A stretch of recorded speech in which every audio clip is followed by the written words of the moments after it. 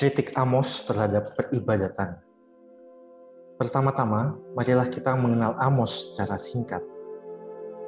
Amos berasal dari desa kecil Tekoa di wilayah Yehuda. Desa itu terletak kurang lebih 16 km sebelah selatan kota Yerusalem, atau 6 km sebelah selatan Bethlehem.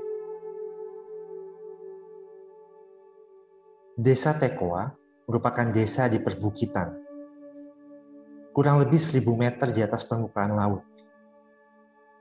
Amos dipanggil dari desa tersebut untuk menyampaikan warta di tempat pesiarahan Betel.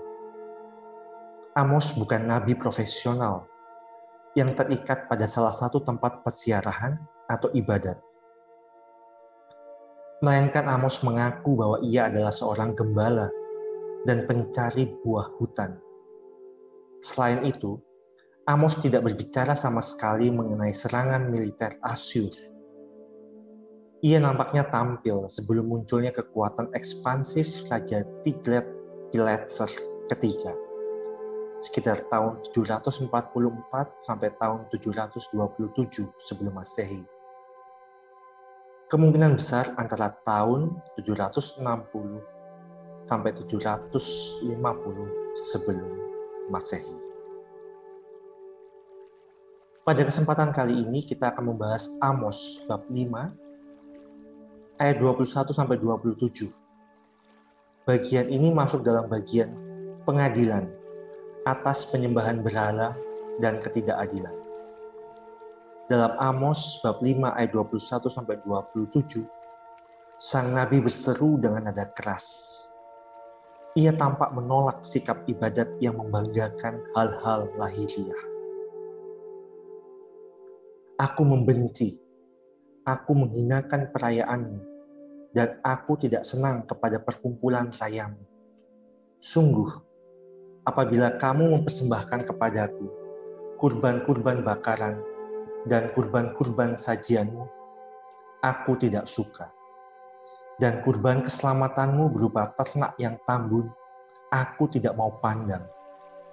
Jauhkanlah daripadaku keramaian, nyanyian-nyanyianmu, lagu gambusmu, tidak mau aku dengar. Terhadap peribadatan semacam itu, Tuhan tidak mau tahu. Ia menutup hidung, mata, dan telinganya. Bagi Tuhan, yang seharusnya nampak dalam kehidupan bangsa pilihannya adalah keadilan dan kebenaran. Tetapi biarlah keadilan bergulung-gulung seperti air dan kebenaran seperti sungai yang selalu mengalir. Aku akan membawa kamu ke dalam pembuangan jauh ke seberang Damsyik. Firman Tuhan yang namanya Allah semesta alam. Kira-kira 50 tahun kemudian, sekitar tahun 600 sebelum Masehi, kitab Amos ini diedit kembali oleh para penulis dari tradisi Deuteronomis, para ahli kitab sejarah, kitab Ulangan, Yosua, kitab Hakim-Hakim, 1-2 Samuel, 1-2 Raja-Raja, dengan menambahkan ayat 25 dan ayat 26. Apakah kamu mempersembahkan kepadaku korban sembelihan dan korban sajian selama 40 tahun di padang gurun itu, hai kaum Israel? Kamu akan mengangkut Sakut rajamu dan Kewan dewa bintangmu, patung-patungmu yang telah kamu buat bagimu itu. Dari kedua ayat ini, kita bisa mengetahui bahwa Yehuda sangat dipengaruhi oleh agama Mesopotamia pada saat itu.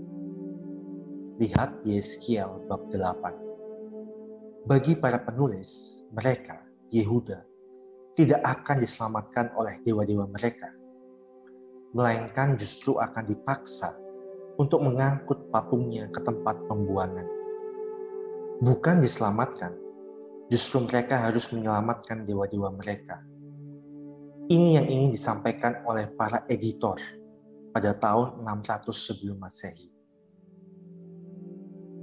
Dari warta Amos dalam Amos bab 5 ayat 21 sampai dengan ayat 27, akhirnya kita bisa berefleksi bahwa ibadah yang sejati dan yang berkenan pada Allah bukan pertama-tama berfokus pada hal-hal lahiriah belaka, melainkan kita diajak untuk masuk lebih dalam lagi, yaitu mengenai kebenaran dan keadilan. Dari warta Amos ini, kita pada akhirnya didorong untuk menjadikan hidup kita menjadi sebuah bentuk ibadah yang sejati dalam hidup sehari-hari, yang memperjuangkan kebenaran dan keadilan di tengah-tengah masyarakat, tanpa harus terkekang oleh ritual-ritual yang membelenggu. Ini bukan berarti bahwa ritual tak bermakna, melainkan sebaliknya. Ritual itu menjadi sungguh bermakna jika pada akhirnya membawa kita untuk memperjuangkan kebenaran dan keadilan dalam keseharian kita dari waktu ke waktu. Terima kasih, sampai berjumpa di episode berikutnya.